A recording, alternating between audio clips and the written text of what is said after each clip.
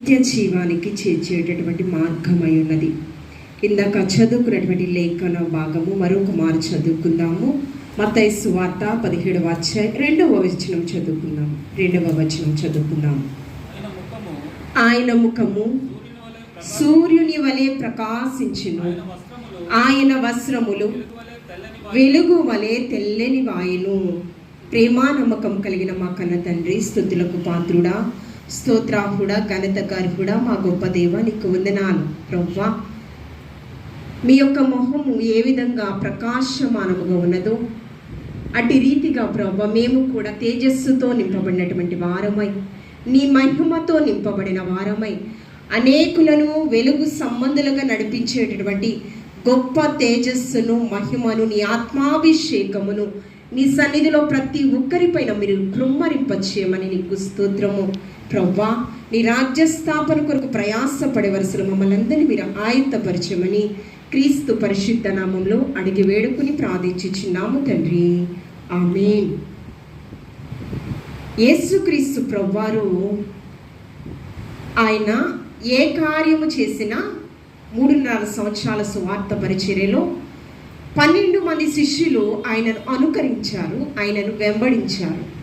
కానీ ఎక్కువగా ఘనమైన కార్యాలలో ఎవరు పాలిభాగస్తులయ్యారంటే, యేసుక్రీస్తు ప్రభువారు ఆరోహణమయ్యే ముందు వలీవల కొండల మీదకి ఎవరిని తీసుకుని వెళ్ళారంటే, యేసుక్రీస్తు ప్రభువారు ఎక్కువగా సాన్నిహిత్యము కలిగినటువంటి వారు.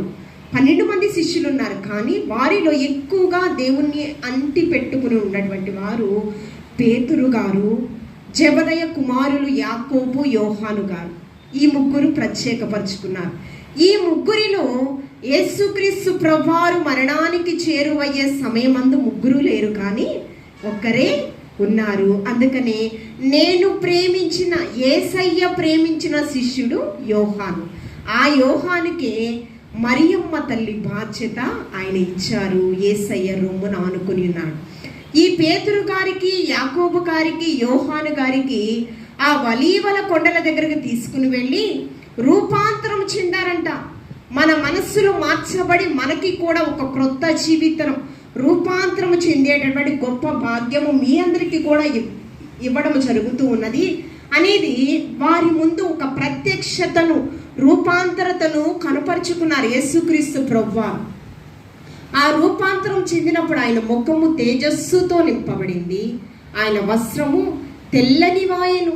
ఏమండి, మనం ఆలోచన చేస్తే యేసుక్రీస్తు ప్రభువారు మాటలో శక్తి ఉన్నది, ఆయన చూపులో శక్తి ఉన్నది. ఏమండి, ఆయన వస్త్రపు చెంగులలో కూడా శక్తి ఉన్నది. అందుకనే ఈ దినము వాక్య ధ్యానాంశం ఏంటంటే, పరిశుద్ధ గ్రంథంలో ఉన్నటువంటి ఆత్మాభిషేకముతో, అభిషేకంతో నింపబడిన వస్త్రముల గురించి ఈ దినము మనము ధ్యానం చేద్దాము. వస్త్రములు, అభిషేకముతో నింపబడిన వస్త్రముల గురించి మనము ధ్యానం చేద్దాం.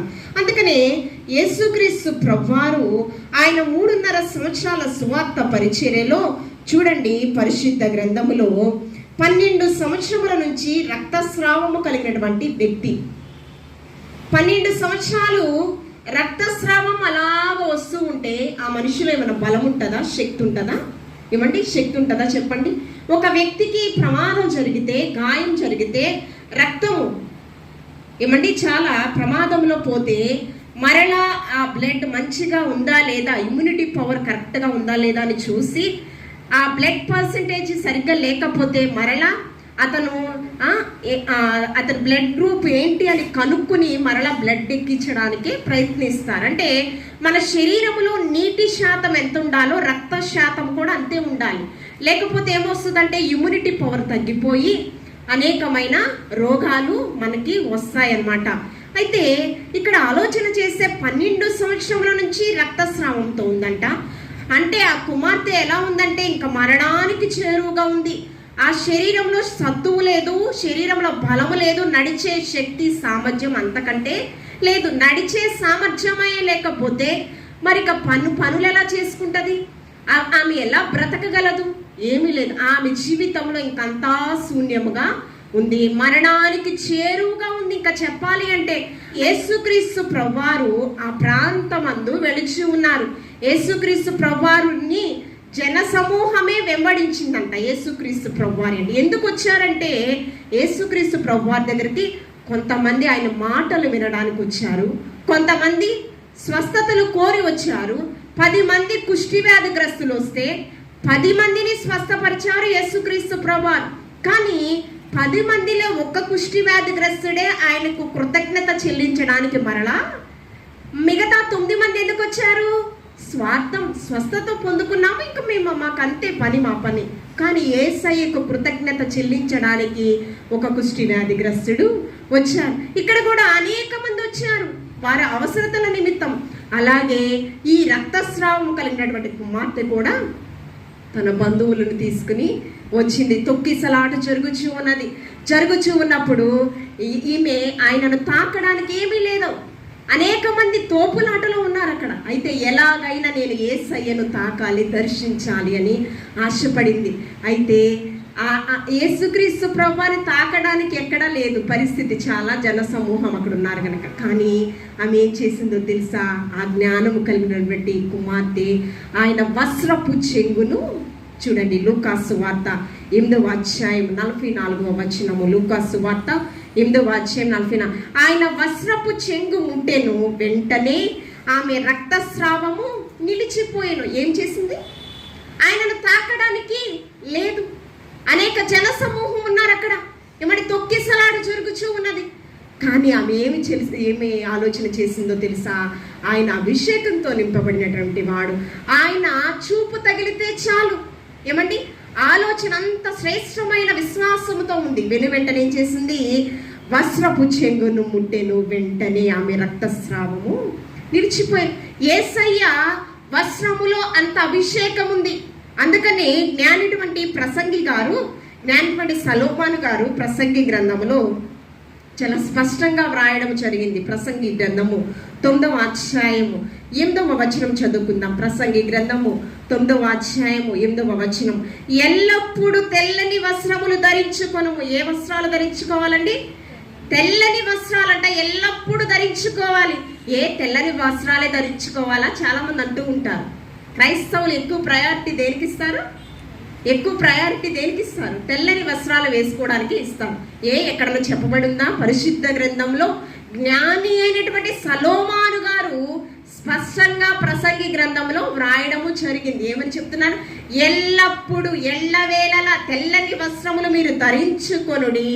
తర్వాత నీ తలకు నూనెను తక్కువ చేయకుండా నీవు చూసుకోమంటూ ఉన్నాడు. చూడండి, తెల్లని వస్త్రం, తెల్లని అనే దానికి పరిశుద్ధతకు సాదృశ్యంగా కనిపిస్తుంది. చీకటిలో ఉన్న తన ప్రజలను ఆశ్చర్యకరమైన తన వెలుగులోనికి, తన పరిశుద్ధతలోనికి నడిపించుకున్నారంట యేసుక్రీస్తు ప్రభువు. చీకటిని పారద్రోలి వెలుగుతో నింపడానికి పరిశుద్ధ రక్తాన్ని చిందించేశారు యేసుక్రీస్తు ప్రభు. తెల్లని వస్త్రాలే క్రైస్తవ జనాంగము ధరించుకోవాలి. చాలా మంది చూసినప్పుడు మన తెల్లని వస్త్రాలు వాళ్ళకి తెలియదు కదా. మనకు తెలిసి ఎందుకు ధరించుకుంటున్నామో వాక్యము నీకు తెలిసి ఉండాలి. వారు నిన్ను అడిగినప్పుడు ఖచ్చితంగా నీవు చెప్పే విధంగా నీవు జ్ఞానాన్ని సంపాదించుకోవాలి. తెల్లని వస్త్రములు చూడండి, ఆయన వస్త్రములో అంత శక్తి ఉన్నది. అంతేకాకుండా యేసుక్రీస్తు ప్రభువారు సిలువలో బలియాగమవుతూ ఉన్నాడు. లోక కళ్యాణము కొరకు మరణ శాసనము రాసుకుని ఆయన మరణానికి ఎదురుగా వెళ్ళినప్పుడు ఆయన మొట్టమొదటిగా పలికినటువంటి మాట ఏమిటి అంటే లూకాసు వార్త 23వ అధ్యాయం 34వ వచనంలో, లూకాసు వార్త 23వ అధ్యాయం 34వ వచనం, యేసు తండ్రి వీరు ఏమి చేయుచున్నారు, వీరు ఎరుగరు గనుక వీడిని క్షమించమని చెప్పాను. ఆయనను వస్త్రము చెంగును తీసివేసి ఏం చేశారంట? చీట్లు వేసుకున్నారంట. ఏం చేశారు? ఆయన వస్త్రముల అభిషేకం ఉందని వారికి తెలుసు. ఆయన వస్త్రముల శక్తి ఉన్నదని తెలుసు. ఆయనను అవమానపరచడానికి కాదు, వస్త్రము చెంగు తీసేశారు. ఆయనకు ఉన్నటువంటి వస్త్రము తొలగించేశారు. ఏమండి, దిగంబరత్వాన్ని అపహాస్యం చేయడానికి, హేళన చేయడానికి చేశారేమో అని మనం అనుకుందాం. కానీ ఆయన వస్త్రపు చెంగుని ఏం చేశారంట? చీట్లు వేసుకున్నారు. ఎందుకు వేసుకున్నారు? ఆయన వస్త్రపు చెక్కులో అంత శక్తి ఉన్నది. వస్త్రములో ఆయన ఆల్రెడీ ఒక అద్భుతకరమైన కార్యం చేశారు. 12 సంవత్సరాల రక్తస్రావము కలిగినటువంటి వ్యక్తి ఆయన వస్త్రపు చెంగును తాకినప్పుడు స్వస్థతను పొందుకుంది. అది వరకు తెలుసు, ఊరు వాడ జనాలకు అది తెలుసు. కాబట్టి ఆ కార్యము వస్త్రము కావాలని వాళ్ళు ఏం చేశారు, చీట్లు వేసుకున్న పరిస్థితి. వస్త్రపు చెంగు గురించి మనం ఆలోచన చేస్తే, అభిషేకంతో నింపబడిన వస్త్రపు చెంగు గురించి చూడండి.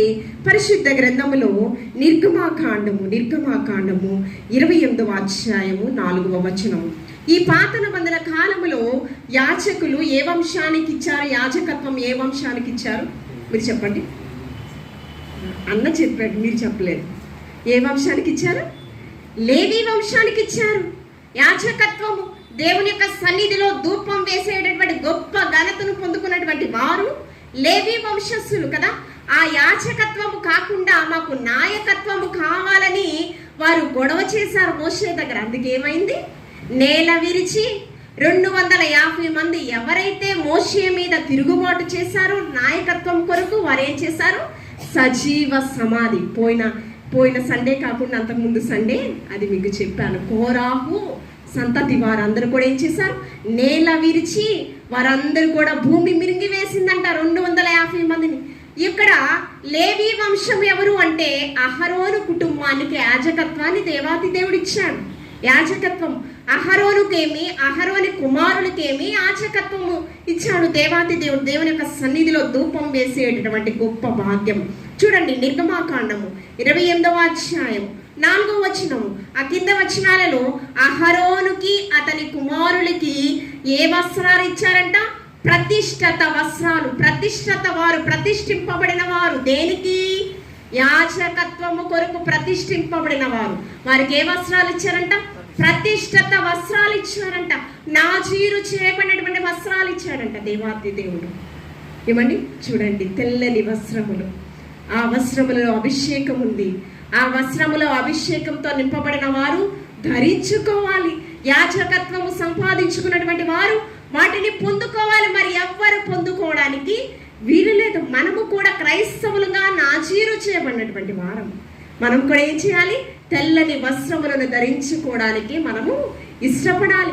మలినము లేనటువంటి వస్త్రాలు, పరిశుద్ధత కలిగినటువంటి వస్త్రాలను మనము ధరించుకోవాలి.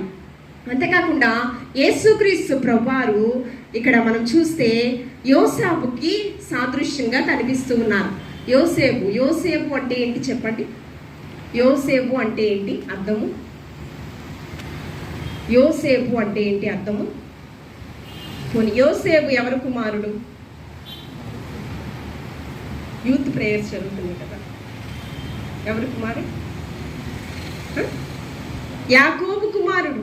యాకోబు ఏమండి మోసగాడుగా ఉన్నాడు, కానీ ఇజ్రాయేలుగా దేవాతి దేవుడు అభిషేకించుకున్నాడు, మార్చుకున్నాడు.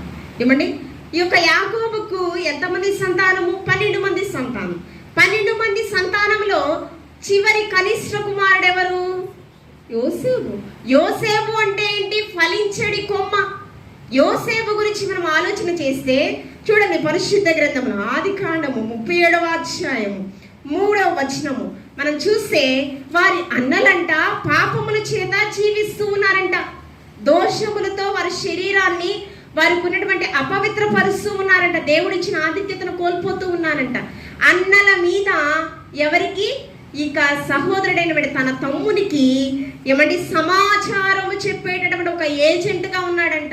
ఎలాగా? అన్నల యొక్క క్షేమ సమాచారం ఎవరు చెప్పే విధంగా? యోసేపు చెప్పే విధంగా. అంటే యోసేపు పరిశుద్ధుడు, పాపమును అసహించుకున్నటువంటి వ్యక్తి అంట. అందుకని అన్నల మీద అధికారిగా తన తండ్రి ఇచ్చాడు బాధ్యతలు. అంతేకాకుండా పవిత్రంగా జీవించే విధానాన్ని బట్టి, ఇవ్వండి మంచి జ్ఞానంతో భయభక్తులతో జీవించే విధానాన్ని బట్టి ఏమి వస్త్రాలను అతన్ని కుట్టించి ధరింపచేశాడో చూడండి యాకోబు గారు. చూడండి ఆదికాండము 37వ అధ్యాయము, ఆదికాండం 37వ అధ్యాయం 3వ వచనము. విచిత్రమైన నిలువటంగిని ఏం చేశాడు? కుట్టించారంట. ఎందుకు ప్రేమించారు? అన్నల కంటే చిన్న కుమారుణ్ణి అమితంగా ఎందుకు ప్రేమించాడంటే తన ప్రవర్తనను బట్టి ప్రేమించాడు. మంచి ప్రవర్తన, నిలువటంగిని కుట్టించాడంట. ఆ వస్త్రము కుట్టించాడని, అంతేకాకుండా మంచి ప్రేమను కలిగి ఉన్నాడని అతని మీద వ్యసనపడి అసూయతో ద్వేషాన్ని పెంచుకున్నారు అన్నలు. అంతేకాకుండా ఒక కళ చెప్పాడు. ఒక దినము ఏం చెప్పాడంటే, 12 పరిగెలు ఉన్నాయ్యా, ఆ పరిగెలు 11 పరిగెలంట, ఒక పరిగెకు సాష్టాంగ నమస్కారము చేస్తున్నాయ్యా అన్నాను. అంటే ఎవరు? 11 మంది అన్నదమ్ములను నాకు నమస్కారం చేస్తున్నారని దానికి అర్థం కదా.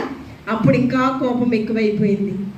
మరలా సూర్య చంద్ర ఆకాశ నక్షత్రములు 10 నాకు సాష్టాంగ నమస్కారం చేస్తున్నాయ్యా. ఏంటండి? సూర్య చంద్రుడితో పాటు ఇంకా 11 నక్షత్రాలు నాకు, అంటే తల్లిదండ్రులతో పాటు అన్నలు కూడా నాకు సాష్టాంగ నమస్కారం చేస్తున్నారంటే యాకోబుకి కోపం వచ్చింది. ఏంటి, నేను మీ అన్నలు సాష్టాంగ నమస్కారం చేయాలా? కానీ దేవుని యొక్క అభిషేకము యోసేపు మీద ఉంది. కోపంతో ఏం చేశారో తెలుసా? దర్శనాలు చూస్తున్నాడు బాల్య వయసులో. ఏమండి, తండ్రి మనలను పొందుకున్నాడు, దేవుని యొక్క అభిషేకాన్ని పొందుకున్న ఇతని మీద అన్నలు ఏం చేశారు? కోపంతో తీసుకుని వెళ్ళి లోతైన గొయ్యలో ఏం చేశారు? తనకున్నటువంటి నిలువటంగి వస్త్రాన్ని తీసివేసి, ఏమండి, 20 తులాల వెండి నాణ్యాలకు ఏం చేశారు? 20 తులాల వెండి నాణ్యాలకు ఐగుప్తీయులకు అమ్మివేశారు. పోతీఫర్ ఇంటికి దాసుడుగా వెళ్ళాడు. యేసుక్రీస్తు ప్రభువారి వస్త్రాలు ఏం చేశారు? చీట్లు వేసుకున్నారు. అంతేకాకుండా 30 వెండి నాణ్యాలకు ఇస్కరియోతు యూదా యేసుక్రీస్తు ప్రభువారిని ముద్దు పెట్టుకుని ఆయనను అమ్మివేశారు. యేసయ్యకు సాదృశ్యంగా ఎవరు కనిపిస్తూ ఉన్నారు? యోసేపు కనిపిస్తూ ఉన్నాడు. ఫలించడి కొమ్మగా 3 వారాల తన జీవితాన్ని ఎక్కడున్నాడు? లోతైన గొయ్యలో, అడవిలో, అరణ్యంలో విడిచిపెట్టిన అతనిని ఎక్కడ? పోతీఫర్ ఐగుప్తీయులకు అమ్మివేస్తే ఐగుప్తీ రాజ్యములో ఫరో అంతటి వాడిగా, ప్రధానమంత్రిగా, ఎక్కడ ఏమండి అన్నల చేత, కుటుంబస్తుల చేత విడిచిపెట్టబడిన అతను ఏం చేయాడు? రాజు అంతటి వాడిగా, ఒక ప్రధానమంత్రిగా ఏ వస్త్రాలు ధరించుకున్నాడంట? నిలువటంగి, విచిత్రమైన వస్త్రములు, అంటే ప్రశస్తమైన వస్త్రాలేమో బహుకరించడం జరిగింది. అంతేకాకుండా మనం చూస్తే చూడండి, యోసేపు ఇస్సాకు కుమారుడు. ఏసావు యాకోబు కదా. ఇందాక యాకోబు గురించి చూశాను. యాకోబు యొక్క అన్న పేరేంటి? ఇప్పుడే చెప్పాను, ఏసావు కదా. ఏసావు గురించి మీకు ఏమైనా జ్ఞాపకం వస్తున్నాయా? ఏసావు గురించి ఏమైనా జ్ఞాపకం వస్తున్నాయా? ఏం అమ్మేసుకున్నాడు? జ్యేష్ఠత్వపు హక్కు నమ్మేసుకున్నాడు. అదిగంట కడుపులో ఉన్నప్పుడే ఇరువురు కూడా ఏమండి ఒకరికొకరు దాడి చేసుకుంటూ ఉన్నారంట. అక్కడ ఒక ప్రవచనం రాయబడి ఉంది. ఏంటంట? పెద్దవాడు చిన్నవాడికి దాసుడుగా ఉంటాడంట. ముందుగానే చెప్పబడింది ప్రవచనము. తల్లి గర్భములో పిండమరంగా రూపింపబడక మునిపే నేను నిన్ను ప్రతిష్ఠించుకున్నాను. నీ జీవిత విధానం శైలి ఏ రీతిగా ఉందో ఆయనకి తెలుసు. పెద్దవాడంట చిన్నవాడికి దాసుడవుతాడంట ప్రవచనం. అయితే ఇక్కడ మనం ఆలోచన చేస్తే అతని స్థితి ఎలా ఉంది అంటే, రోమములు కలిగినటువంటి వాడు ఎవరు? ఈ యొక్క పెద్ద కుమారుడైనటువంటి ఏసావు. కానీ యాకోబు మరి నున్నని వాడంట. ఎలాంటి వాడు? శరీరము నున్నగా, మృదువుగా ఉంటుందంట ఆయన శరీరం. అయితే ఇక్కడ మనం ఆలోచన చేస్తే ఏసావునకు కానీ తన తండ్రి ఎక్కువగా ప్రేమను చూపించాడు. ఆ ప్రేమను బట్టి ఏం చేశాడంటే సొగసైన వస్త్రములు ధరింపచేశాడంట. చూడండి, ఆదికాండము 27వ అధ్యాయము 15వ వచనం. ఆదికాండము 27వ అధ్యాయము 17వ వచనం. ఏ వస్త్రాలంట? సొగసైన వస్త్రములను ధరింపచేశాడంట. ఎవరికి? ఏసావు పెద్ద కుమారుడు. పరమ తండ్రి ఒక ప్రవచనం చెప్పారు, ఈ ఏసావు యాకోబుకి దాసుడవుతాడు. కానీ ఇక్కడ శరీరధారిగా ఉన్నటువంటి తన తండ్రి మాత్రం ఇస్సాకు ఏం చేశాడు? పెద్ద కుమారుడు పట్ల అమితమైన ప్రేమ చూపిస్తూ ఏ వస్త్రాలు కుట్టింపజేశాడంట? సొగసైన వస్త్రములను ధరింపచేశాడంట. జ్యేష్ఠత్వపు హక్కును అమ్మి వేసుకున్నాడు. భ్రష్టుడైనటువంటి ఏసావు కంటే వాడు ఇంకెవ్వడు చరిత్రలో లేడని పరిశుద్ధ గ్రంథం. దేనికోసం జ్యేష్ఠత్వపు హక్కును అమ్మి వేసుకున్నాడు? చిక్కుడుగాయ ఎర్ర ఎర్రని కూర నాకు పెట్టమనంట ఆవురావురమంటి అడిగాడంట తన యొక్క సహోదరుణ్ణి. అయితే నాకేమిస్తావు, నువ్వు ఏమిస్తావని అడిగాడు సహోదరుడు. జ్యేష్ఠత్వపు హక్కును నీకు ఇచ్చివేస్తాను. జ్యేష్ఠత్వపు హక్కును సహితము అమ్మివేశాడు. సొగసైన వస్త్రములు ఏసావుకి పుట్టించడం అనేది జరిగింది. అంతేకాకుండా చూడండి పరిశుద్ధ గ్రంథంలో చూడండి సామెతల గ్రంథము 31వ అధ్యాయము 21వ వచనంలో ఇక్కడ ప్రతి ఒక్క జ్ఞానము కలిగినటువంటి స్త్రీ కోసము వ్రాయబడినటువంటి ఈ యొక్క గ్రంథము సామెతల గ్రంథము 31వ అధ్యాయము 21వ వచనంలో బత్షెబ తన కుమారుడి కొరకు మొదటి వచనంలో వ్రాయబడి ఉన్నది. అంతేకాకుండా ఆ వచనం అంతా కూడా జ్ఞానము కలిగే స్త్రీ ఏ విధంగా తన జీవితాన్ని తన బిడ్డల కొరకు తన భర్త కొరకు ఏ విధంగా తగిన జ్ఞానము కలిగి సిద్ధపాటు కలిగి ఉండాలో ఆ గ్రంథములో తెలియపరచడము దేవోక్తి అంట. తన తల్లి నేర్పిన దేవోక్తి అంట. తన కుమారుడికి లెమియోలు నేనేమి చెప్పుదును. ఏమండి మొదటి వచనం ఒకసారి చదువు. నేను మ్రొక్కులు కొనిన నా కుమారుడా నేనేమందును. ఎలా కందంట? మ్రొక్కి కనిన నా కుమారుడా నేనేమందును. లెమియోలకు చెప్పుచున్నటువంటి దేవోక్తి అంట మొదటి వచనం. ఆ కింద వచనాలలో జ్ఞానము కలిగిన స్త్రీ ఏ విధంగా తన కుటుంబాన్ని కట్టుకుంటుందో అనే వచనము. మరి ముఖ్యంగా 21వ వచనం చదవండి. తన ఇంటి వారికి భయపడదు. అమ్మా మరలా చదవండి. తన ఇంటి వారికి చలి తగులునని భయపడదు. ఆమె ఇంటి వారందరూ రక్తవర్ణ వస్త్రములు ధరించిన వారు. అది శ్రేష్టమైన వస్త్రములు.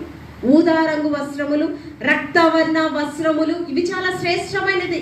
ఈ యొక్క అపోస్తులన్నీ కూడా అందరూ కూడా ఊదా రంగు వస్త్రములు. తబిత ఊదా రంగు పొడి అమ్మేటటువంటి స్త్రీ దోర్క, అవునా? ఊదా రంగు ఆ రంగుకే కాదు, ఆ వస్త్రములకే కాదు, చాలా ఖరీదైనవి, ప్రాముఖ్యమైన ప్రశస్తమైనవి. ఈ యొక్క యాజకులు కూడా ఆ ఊదా రంగు వస్త్రములు ఏమంటే రక్తవర్ణ వస్త్రములని వారు ధరించేటటువంటి వారు. యాజకులే కాదు రాజులు సహితము ఏమంటే ఏం చేస్తారు? చలి తగలదని తగులునని భయపడదంట. ఎందుకు భయపడదు? దేవుని మీద ఆమె ఆనుకుని జీవిస్తూ ఉన్నది. ఏమంటే మా దాగు చోటు ఆయన పరమ తండ్రి అని ఆమె విశ్వసిస్తూ ఉన్నది బత్షెబ. అందుకే తన కింద వచనములలో రక్తవర్ణ వస్త్రములు తన ఇంటి వారందరూ కూడా అంటే రాజవస్త్రములను ధరించుకుంటారు. లెమియోలు అంటే ఎవరండి? లెమియోలు అంటే ఎవరు చెప్పండి నానా? లెమియోలు అంటే ఎవరు? లెమియోలు అంటే ఎవరు తెలిస్తే చెప్పండి. లెమియోలు అంటే జ్ఞాని అయినటువంటి సలోమానికి మరొక పేరు లెమియోలు. ఏ నానా? లెమియోలు అంటే ఏంటో తెలీదా? జ్ఞాని అయినటువంటి సలోమాన్ గారికి మరొక పేరు లెమియోలు. ఏమండి మనం ఆలోచించేద్దాము. జ్ఞానాన్ని మనము సంపాదించుకోవాలి. తన ఇంటి వారందరూ కూడా లెమియోలు. దావీదు తర్వాత జ్ఞాని అయినటువంటి సలోమాను గారే రాజ్యాధికారాన్ని చేపట్టాడు. రక్తవర్ణ వస్త్రములు తన ఇంటి వారందరూ కూడా ధరించుకున్నారంట. ఏమండి దావీదు వంశావళి నుంచి ఏమండి గోత్రకర్తలు వస్తారు. అంతేకాకుండా రాజకీయ వంశము, ఆ వంశము దావీదు వంశము. ఏ వంశము? రాజవంశం అంట. తన ఇంటి వారందరూ కూడా ఆ రాజవంశీయులు ఏం ధరించారంట? రక్తవర్ణపు వస్త్రములు ధరించుకున్నారు. ఇందాక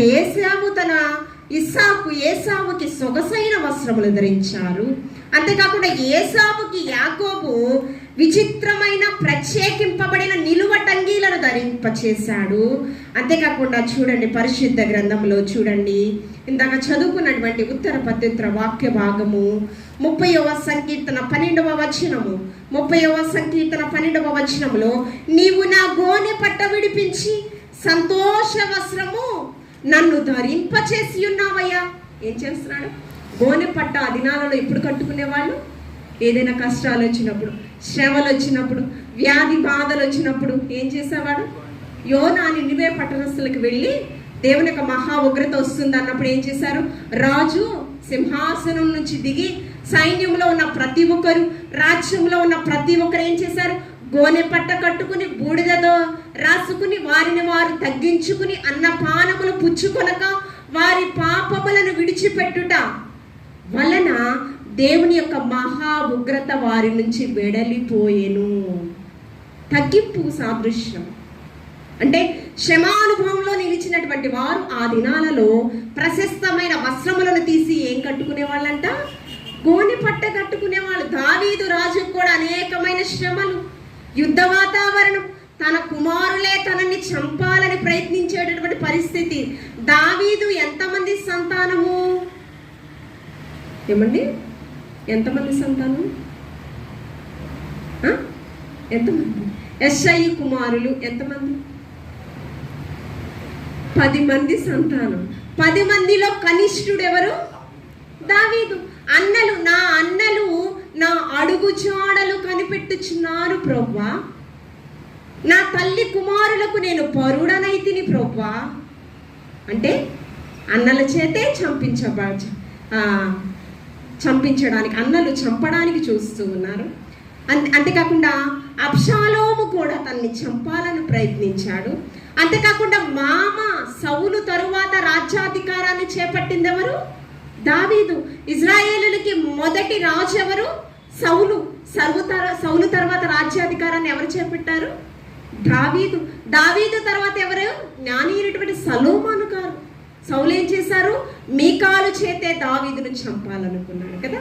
యుద్ధ వాతావరణం, రాజ్యాధికారాన్ని చేపట్టాడే కానీ ప్రశాంతమైన జీవితం ఎక్కడా లేదు. అందుకని తన కష్టకాలంలో ఏం చేస్తున్నాడంట? గోనె పట్ట కట్టుకున్నాడంట. ఒక దినము పాపము కూడా చేశాడంట. ఆ పాపం నుంచి తను తాను పవిత్రపరచుకోవడానికి గోనె పట్ట కట్టుకుని తన శరీరాన్ని నలుగగొట్టుకుంటూ అన్నపానములు పుచ్చుకొనకుండా ఉపవాస ప్రార్థన చేశాడంట. అందుకని ఏం చెప్తున్నాడు చదువుకున్నటువంటి లేఖన భాగంలో? ఏమండి, నా చదువుకున్నటువంటి లేఖన భాగం ఏంటి? నీవు నా గోనె పట్ట విడిపించి సంతోష వస్త్రాన్ని నాకు, దావీదు గారికి గ్హృదయాన్ని గెలుచుకున్నటువంటి దావీదు కంటే ఏ వస్త్రాన్ని ఇచ్చాడంట? సంతోష వస్త్రాన్ని ఇచ్చాడంట. అంతేకాకుండా చూడండి పరిశుద్ధ గ్రంథంలో చూడండి, మనకి జకర్యా గ్రంథము 3వ అధ్యాయం 3వ వచనంలో మనకున్నటువంటి మలిన వస్త్రములు మన జీవితాలలో ప్రతి ఒక్క మానవునికి ఏ వస్త్రాలతో నింపబడి ఉన్నారంట? దుర్నీతితో ఉన్న మన జీవితాలను నీతి సాధకములుగా మార్చడానికి పరిశుద్ధ రక్తాన్ని యేసుక్రీస్తు ప్రభువు యెహోషువ మలిన వస్త్రములు ధరించిన వాడై దూత సముఖములో నిలవబడి ఉండగా మలిన వస్త్రాలను తీసివేసి దేవాది దేవుడు ఏమిచ్చాడంట? ప్రశస్తమైన వస్త్రాలు, పరిశుద్ధ వస్త్రాలు, సంతోష వస్త్రాలు దేవాతి దేవుడు మనకి బహుకరించాడు. అంతేకాకుండా చూడండి పరిశుద్ధ గ్రంథంలో మనకి రక్షణ వస్త్రాన్ని ఇచ్చాడు దేవాతి దేవుడు. చూడండి, రక్షణ వస్త్రాన్ని ఇచ్చాడు. యెషయా గ్రంథము 61వ అధ్యాయం 10వ వచనం చదువుతాము. యెషయా గ్రంథము 61వ అధ్యాయం 10వ వచనము. నా ప్రభువు నా కొరకు, ఏమండి, నా ప్రభువు నా రక్షణ వస్త్ర, ఒక నిమిషం, నా ప్రభువు నాకు రక్షణ వస్త్రాలు ధరింపచేశాడు. ఏ వస్త్రాలు అండి? రక్షణ వస్త్రాలు. రక్షణ లేని మన జీవితానికి ఏ వస్త్రాన్ని ఇచ్చాడంట? రక్షణ వస్త్రాన్ని ఇచ్చాడని యెషయా ప్రవక్త చేత పరిశుద్ధాత్మ దేవుడు మనందరితో పలుకుచున్నాడు. మనకి రక్షణ వస్త్రాన్ని దేవాతి దేవుడు, ఏ భేదము లేదు, అందరూ పాపం చేసి దేవుడు అనుగ్రహించు మహిమను పొందలేకపోతున్నప్పుడు ఆయన మనకి మహిమని ఇవ్వడానికి ఏ వస్త్రాన్ని ఇచ్చాడండి? రక్షణ వస్త్రాన్ని మనకి ఇచ్చాడు. అంతేకాకుండా నీతి వస్త్రము. ఇదే యెషయా గ్రంథం 61వ అధ్యాయం 10వ వచనంలో 10వ వచనంలో చూడండి, 10వ వచనం.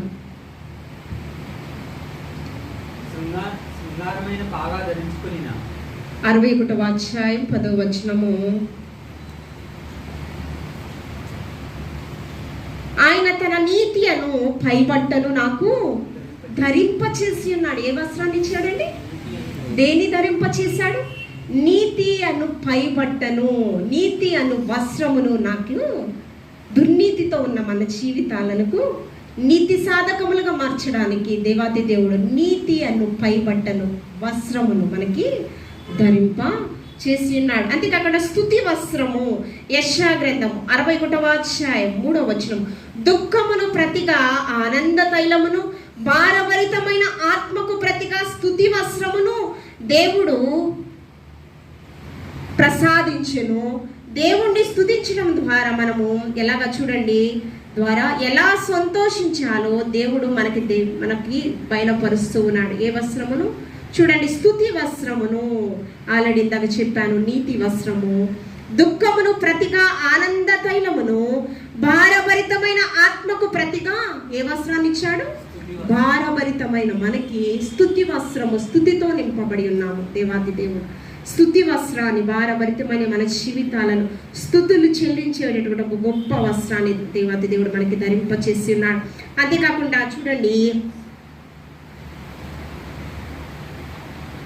చూడండి మొదటి పేతురు రాసిన పత్రిక 5వ అధ్యాయము 5వ వచనం. మొదటి పేతురు రాసిన పత్రిక 5వ అధ్యాయము 5వ వచనంలో చూడండి, ఒకరి పట్ల ఒకరు దీన మనస్సు అనే వస్త్రాన్ని మనము ఏ వస్త్రాన్ని ధరించుకోవాలంట? దీనత్వం. దీనత్వం దేని సాదృశ్యం? తగ్గింపుకు. తనను తాను తగ్గించుకుని వాడు ఏమవుతాడు? హెచ్చింపబడు. దీనత్వం అనే వస్త్రాన్ని మనము ధరించుకోవాలంట. దీన మనస్సు అనే వస్త్రాన్ని మనము ధరించుకోవాలి. అంతేకాకుండా చూడండి, పరిశుద్ధ వస్త్రము, ప్రకటన గ్రంథము 3వ అధ్యాయము 4-5 వచనాలలో చూడండి, 3వ అధ్యాయం 4-5 వచనం, వారు నాతో పాటు తెల్లని వస్త్రము ధరించి సంచరిస్తారు. ఏ వస్త్రం అండి? వారు నాతో పాటు తెల్లని వస్త్రము ధరించి సంచరిస్తారు. ఏ వస్త్రము? తెల్లని దేని సాదృశ్యం అన్నాను? పరిశుద్ధతకు సాదృశ్యం అన్నాను.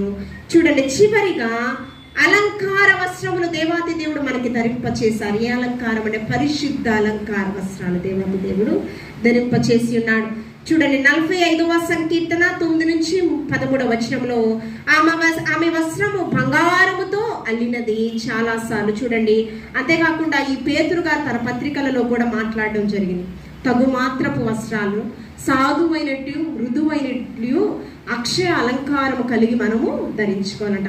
ఎక్కువగా బంగారాలు వేసుకొనుటయు, ఏమండి, వస్త్రములలో చాలా తగ్గింపు, దీనత్వము కలిగి ఉండాలి. ఆ వస్త్రాలలో ఎలాంటి వస్త్రాలు పడితే అలాంటి వస్త్రాలు మనం వేసుకోవడానికి వీలు లేదు. క్రైస్తవ జనాంగం మనం నడిచేటప్పుడు కానీ ఎక్కడున్నప్పుడు కూడా మనము దేవునికి మహిమ చెల్లించే విధంగా మన జీవితాలు కొనసాగించే. చాలా చెప్పాను వస్త్రముల గురించి. ఏమంటే పరిశుద్ధ వస్త్రాలు, సంతోష వస్త్రాలు, ఏమంటే ప్రతిష్ఠిత వస్త్రాలు, స్తుతి వస్త్రాలు, రక్షణ వస్త్రాలు, నీతి వస్త్రాలు, ఏమంటే ఉల్లాస వస్త్రములు, దీన మనస్సు అనే వస్త్రములు, ఏమంటే పరిశుద్ధ వస్త్రము, ఏమంటే అలంకార వస్త్రములు, సొగసైన వస్త్రములు, విచిత్రమైన నిలువటంగితో కూడినటువంటి వస్త్రములు, ఏమంటే తెల్లని వస్త్రములు, చాలా వస్త్రముల గురించి మన పరిశుద్ధాత్మ దేవుడు మనతో మాట్లాడి ఉన్నాడు. కాబట్టి మనము ఈ దినం నుంచి పరిశుద్ధ వస్త్రములను, అవి అభిషేకంతో నింపబడినటువంటి వస్త్రములు, ఆ వస్త్రమును మనం ధరించుకుని దేవాతి దేవుని కనుదృష్టిలో మనం నింపబడుతూ దేవాతి దేవుడి చూడేటువంటి ఆశీర్వాదాలకు యోగ్యులుగా మనం అందరం కూడా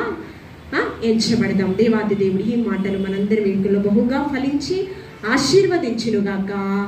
ఆమె పరిశుద్ధుడా నీకు వందనాలు. నీ వాక్యంతో ప్రతి ఒక్కరితో మీరు మాట్లాడిన దేవా నీకు వందనాలు.